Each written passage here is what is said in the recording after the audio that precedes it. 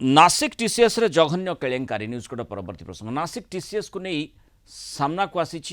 चांचल्यकर खबर नासिक टीसीएस रो BPO unit रे घटिथिबा घटना एवं बड़ विवाद सृष्टि करिछि 18 रु 25 वर्ष वयस्क पाखापाखि 8 जन महिला और जड़े पुरुष कर्मचारी 9टी भिन्न भिन्न मामला दायर करिसेंति एफआईआर रे सांघातिक अभियोग रही ऑफिस रे काम करथबा समय अशालीन व्यवहार अपमानजनक इंगित करबा भली अभियोग होईछि जड़े पीड़िता को विवाहर प्रतिश्रुति दे बारंबार दुष्कर्म करा जायथिबा मध्ये अभियोग होईछि यास पीड़िता मानकु अन्य धर्म ग्रहण करबा पई बाध्य करा जाउथला नमाज पढ़िबा को एवं सेमानक धार्मिक विश्वास विरोध रे खाद्य खाइबा को चाप पका जाउथला बोली अभियोग होईछि टीम लीडर माने 18 रु 25 वर्ष थिबा युवती को टार्गेट करथिले व्हाट्सएप ग्रुप माध्यम रे नुआ कर्मचारी मानकु टार्गेट करी सेमानकु मानसिक शारीरिक भावे शोषण करुथिले अभियोग पर घटनार तदंत पाई एक एसआईटी गठन करा जायछि वर्तमान सुधा 7 जन को गिरफ्त करा जायछि टीम लीडर तौसीफ अतार दानिश शेख रजा मेमन शाहरुख कुरेशी सफी शेख एवं आसिफ अंसारी गिरफ्त होइछन्ति पीड़िता अभियोग को अणदेखा करथिबा अभियोग रे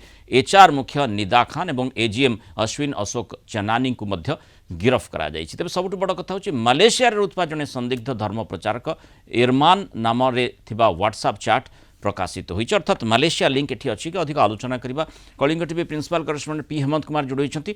हेमंत मलेशिया रो ऑपरेट करा जाउथला एवं जो माने नासिक टीसीएस रे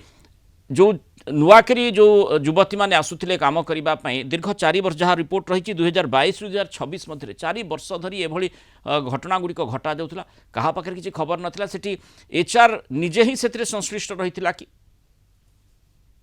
मालेशिया ये जो सांघातिक अभियोग आसी लिंक थिबा नेकिरी टीसीएस जो घटना रही 4 वर्ष धरी गोटे पर्टिकुलर पैटर्न रे करा जाउथला अर्थात सेमानंकु रिलीजियस कोर्सन जो भाव में गोटे पैटर्न रही सेक्सुअल एब्यूज कथा रही रिलीजियस टार्गेटिंग कथा रही अर्थात धर्म ना बाध्य करा नमाज पढ़िया कहुला प्रति अपमानजनक अश्लील इंगित प्रदर्शन कर घटना माने टीसीएस भली गोटे अनुष्ठान प्रतिष्ठित अनुष्ठान आम जहाँ को नहीं चर्चा करी एचआर पॉलिसी भल रही है बोली कर्मचारी माने आलोचना करिथांती सेठी 4 वर्ष धरी एभली घटना घटुला केमती खबर कहा पाखरे नथिला अर्थात एचआर रो सेठी भूमिकाटी स्पष्ट भाव में जना पड़ुची संदेहास्पद निश्चित भाव में सेठारे जो भाव में इंटरनल कमिटी रहिबा कथा बा तांकर जो भाव में मैनेजमेंट कमिटी रहिबा कथा से सब किछि कहला जदियो टाटा पक्षरु परवर्ती समय स्ट्रांग रिएक्शन दिया जाउची जे हमर जो पॉलिसी रही जीरो टॉलरेंस पॉलिसी रही टुवर्ड्स हैरेसमेंट तेणु निश्चित भाव में कंपनी पूरी जो इन्वेस्टिगेशन पूरा सहयोग करने कथा कहूँ किंतु 4 वर्ष धरी एभली भाव में 18 रु 25 वर्ष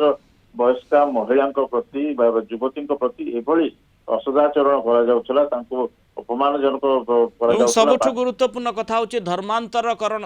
धर्मांतरण करने किभली भाव में चाप प्रयोग करा जाउतला से भली व्यवस्था मध्य करा जायतला गोटे ट्रैप गठन करा जायतला एवं सेठी माने जो एचआर ठारू आरंभ करी अन्य जो ऑफिशियल माने सेमाने यार गुरुदायित्व नहीं मलेशिया को ऑपरेट करा जाउतला अति जघन्य जोथि पय एसआईटी तदंत करिबा परे वर्तमान